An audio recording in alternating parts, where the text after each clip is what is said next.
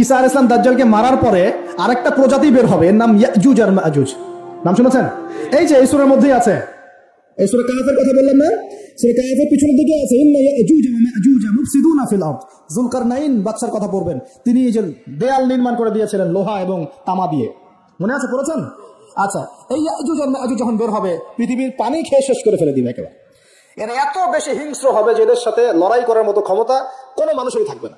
এমনকি ঈসা আলাইহিস সালামেরও নয়। ঈসা আলাইহিস সালাম তুর পাহাড়ে চলে যাবেন মুসলিমদেরকে নিয়ে, তুর পাহাড়ের ভিতরে মুসলিমরা সেখানে লুকিয়ে থাকবে, পৃথিবীর মেসাকার অবস্থা হয়ে যাবে, পৃথিবীর পানি খেয়ে শেষ করে ফেলে দিবে একদম হিংস্র প্রজাতি। তখন ঈসা আলাইহিস সালাম আল্লাহর কাছে দোয়া করবেন, আল্লাহ এই বিভৎস জাতিকে ধ্বংস করো। আল্লাহ রাব্বুল আলামিন তখন ওই ইয়াজুজ আর মাজুজের এই কাঁধে, ঠিক কাঁধের মাঝখানে একটা ভাইরাস জন্ম দিবেন। কি জন্ম দিবেন? ওই যে বলি না মহামারীর ভাইরাস, অমুক ভাইরাস তমুক ভাইরাস, এই ভাইরাস আরো সামনে আছে বাকি এখনো। ওই ভাইরাসে, ওই পোকায়, ওই ব্যাকটেরিয়া বা যেটাই হোক আল্লাহ পাক যাই দিবেন, এতে করে ইয়াজুজ আর মাজুজের পুরো প্রজাতি ধপ করে মারা যাবে। মানে এটা ছোঁয়াচে রোগ হবে। কি রোগ হবে? ছোঁয়াচে। ঠিক যেমন আমরা একটু করোনা দেখলাম না, একজন থেকে আরেকজন, একজন থেকে আরেকজন, এরকম জিনিস চলবে আরো বিশ্বে। আর এখনকার নতুন রিসার্চ হচ্ছে ওই সাইবেরিয়া অঞ্চলের যে বরফগুলো আছে না, ওর নিচে এই 1 লাখ বছর, 1.5 লাখ বছর, 2 লাখ বছর আগের ভাইরাসগুলো নতুন করে জায়গা শুরু করেছে এখন।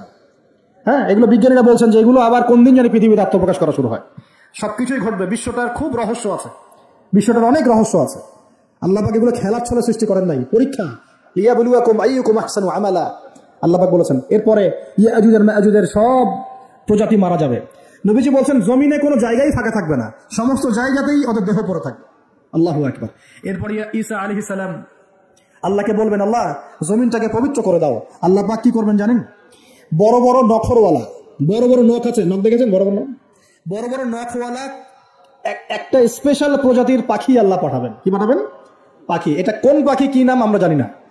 ঠিক এরকম করে এই এক শ্রেণীর পাখি আল্লাহ পাঠাবেন যাদের নখগুলো খুব বড় বড় হবে, বিশাল বিশাল নখ। এই নখগুলো দিয়ে তারা দেহগুলোকে উঠাবে, উঠিয়ে নিয়ে কোথায় যে ফেলে দিবে আল্লাহ ভালো জানেন। সুবহানাল্লাহ, আল্লাহু আকবার। আল্লাহ পাক বিশ্বে কতটি বাকি রেখেছেন এখন। এরপরে আল্লাহ পাক কি করবেন জানেন? আল্লাহ পাক বৃষ্টি বর্ষণ করবেন। এত বেশি বৃষ্টি হবে, এত বৃষ্টি হবে, জমিন ধুয়ে পরিষ্কার হয়ে যাবে। হাদিসে আসছে জমিন একদম চকচক করবে, জমিটা পরিষ্কার হয়ে চকচক করতে থাকবে। এরপরে কারণ এই ভাইরাস তো ধুইতে হবে না, ভাইরাসকে ধুয়ে সাফ করতে হবে। তারপরে ঈসা আলাইহিস সালামের সময়ে বলা হচ্ছে, তার সময়ে একটা ডালিম দেখেছেন কিনা? আনার ডালিম, এই ডালিমের যে খোসা হয় না, এই ডালিমের খোসার নিচে একটা পুরো পরিবার আশ্রয় নিতে পারবে। কি বুঝলেন? এত বড় বড় ফল হবে, এত বরকত হবে জমিনের মধ্যে। কখন বরকত হয়? যখন একটা জনপদের অধিবাসীরা আল্লাহর সামনে আত্মসমর্পণ করে, তখন আল্লাহ বরকত দেয়। আমরা কি আত্মসমর্পণ করছি? এই জন্যই তো অর্থনৈতিক মন্দা চলছে। এমনি নাকি? সুদ খাচ্ছেন, দিব্যি ঘুষ খাচ্ছেন, দুর্নীতি করছেন, জেনা করছেন, মানুষের সম্পদ আত্মসাৎ করছেন, মাপে কম দিচ্ছেন, আবার নামাজও পড়ছেন, মাশাআল্লাহ। তো বরকত কোথা থেকে আসবে? তো বরকত কখন আসে? যখন একটা কম আল্লাহর সামনে সম্পূর্ণ আত্মসমর্পণ করে। একটা ডালিম হবে, এটা রূপ কথা নয়, এগুলা গাল গল্প বলছি না। এই প্রতিটা কথা আল্লাহ পাকের ওহী থেকে আসছে, এর একটা কথা মিথ্যা হবে না ইনশাআল্লাহ তাআলা। বিশ্ববাসীরা দেখবে একটা ডালিমের নিচে একটা পরিবার আশ্রয় নিতে পারবে। এত স্পেসিফিকলি বলা হয়েছে হাদিসগুলোতে। নবী সাল্লাল্লাহু আলাইহি ওয়াসাল্লাম বলেছেন যে 10 জন ঘোড়সওয়ার, কয়জন ঘোড়সওয়ার? 10 জন ঘোড়সওয়ার বের হবে ইমাম মাহদির সময়, যারা খোঁজ নিতে যাবে যে দেখি দাজ্জাল বের হয়েছে কিনা। ঘোড়ায় করে খোঁজ নিতে যাবে, দেখি দাজ্জাল বের হয়েছে কিনা। ওই 10, নবীজি বলছেন আমি ওই 10 জনের নামও জানি, ওদের বাবার নামও জানি। সুবহানাল্লাহ, এত স্পেসিফিক জ্ঞান দেওয়া হয়েছে আল্লাহর পক্ষ থেকে নবী সাল্লাল্লাহু আলাইহি ওয়াসাল্লামকে। তার হাদিস থেকে বলছি যে ডালিমের নিচে পরিবার আশ্রয় নিতে পারবে। তো অনেকে হয়তো হাসবে, কি বলে উল্টা পাল্টা কথা, তাই না? নাস্তিকরা মনে করতে পারে যে হাসবে, আরে হাহারি এক দিয়ে রেখে দেবে। এখন মানুষ ফেসবুকের মতো চিন্তা করে, ফেসবুকের মতো হাসে, ফেসবুকের মতো কাঁদে। মানুষ রোবটিক হয়ে গেছে। ঠিক আছে, আচ্ছা।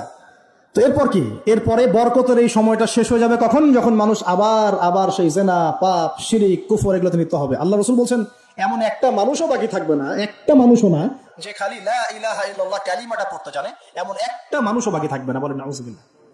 ওরা হবে এই পৃথিবীর সবচেয়ে নিকৃষ্ট মানুষ। ওদের চেয়ে নিকৃষ্ট কোনো মানুষ এই পৃথিবীতে হবে না। এখনো কি এরকম সময় আসে নাই? এখন কি লা ইলাহা ইল্লাল্লাহ আছে না? আছে, হ্যাঁ। হয়তো তার পূর্ণাঙ্গ প্রয়োগটা নাই, কিন্তু কালিমা তো আছে কিনা?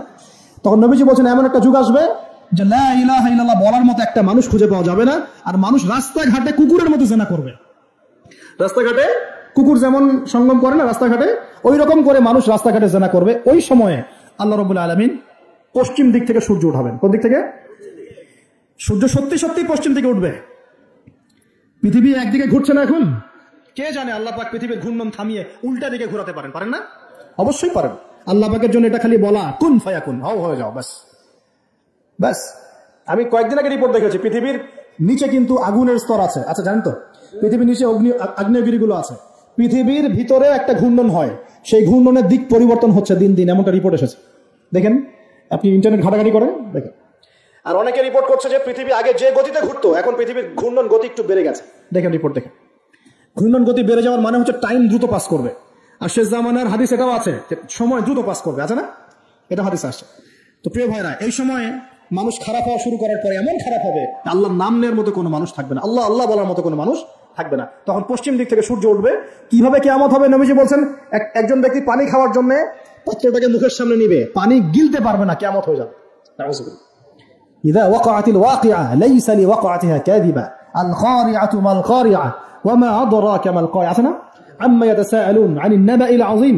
কত সূরা আছে কিয়ামত সংক্রান্ত, পড়ে দেখেন। ইযা যুলজিলাতিল আরদু জিলজালাহা ওয়া আখরাজাতিল আরদু আসকালাহা ইযা শামসু কুবিরাত ওয়া ইযা নুজুমু কাদারাত। এই সূরাগুলো পড়ে দেখেন। আম্মা পারার শেষ পারাটা, যেটা 30তম পারা, এর সূরাগুলো পড়ে দেখেন। কিয়ামত চোখে দেখতে পারবেন ইনশাআল্লাহ। সিংহায় ফুঁক দেওয়া হবে। আল্লাহ পাকের ফেরেশতার এত ক্ষমতা আল্লাহ দিয়েছেন, একটা ফুয়ে পুরো মহাবিশ্ব ধ্বংস হয়ে যাবে ইনশাআল্লাহ। চারটাখানি কথা নাকি? দ্বিতীয় ফুৎকারে আবার সবাইকে জীবিত করা হবে। এবং এই যে দুনিয়ার জীবনটা আমরা কাটাচ্ছি, এই 30, 40, 50, 60, 100 বছরের জীবন, এই জীবনের এক একটা হিসেব আল্লাহর সামনে দাঁড়িয়ে সেদিন দেওয়া লাগবে।